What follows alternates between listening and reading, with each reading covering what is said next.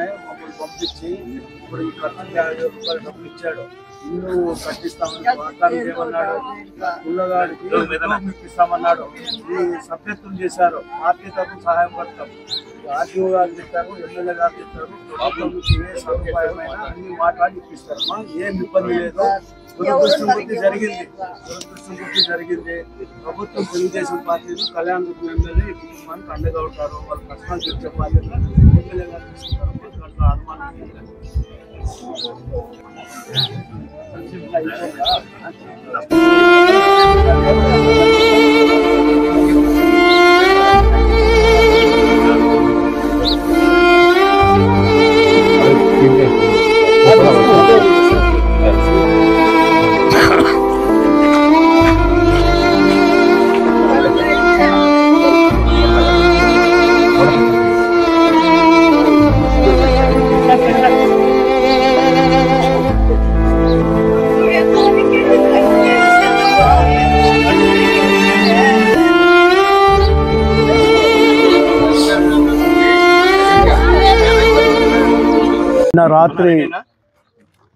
నిన్న రాత్రి జరిగిన సంఘటన చాలా దురదృష్టకరం.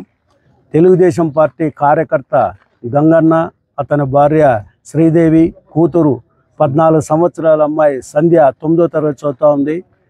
ఇంటి పైకప్పు కూలి చనిపోవడం జరిగింది.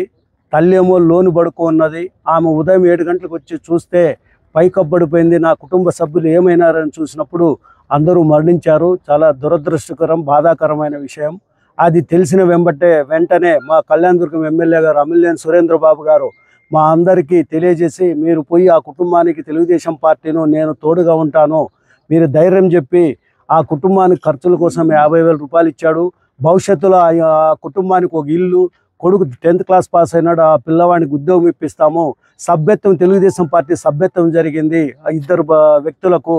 వాళ్ళకు కూడా నారా లోకేష్ బాబు గారితో మాట్లాడి వాళ్ళకి యాక్సిడెంటల్ డెత్ కింద 5-5 లక్షల రూపాయలు ఇచ్చేదానికి ప్రయత్నం చేద్దాం. ప్రభుత్వ పరంగా ఆర్డీఓ గారు కూడా వచ్చారు.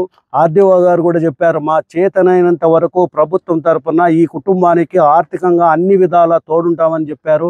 మేము తెలుగుదేశం పార్టీ కుటుంబ సభ్యులు కానీ, పార్టీ కానీ, ప్రభుత్వం కానీ ఖచ్చితంగా ఈ కుటుంబానికి తోడుగా ఉంటుంది. మా ఎమ్మెల్యే గారు శబరిమల నుంచి వచ్చిన తర్వాత విజిట్ చేసి వాళ్ళకి అన్ని రకాల వాళ్ళ జీవితంలో అభివృద్ధి చెందడానికి తోడుగా ఉంటాడని, ఈ బాధ్యత తీసుకుంటాడని సభాముఖంగా తెలియజేస్తాం.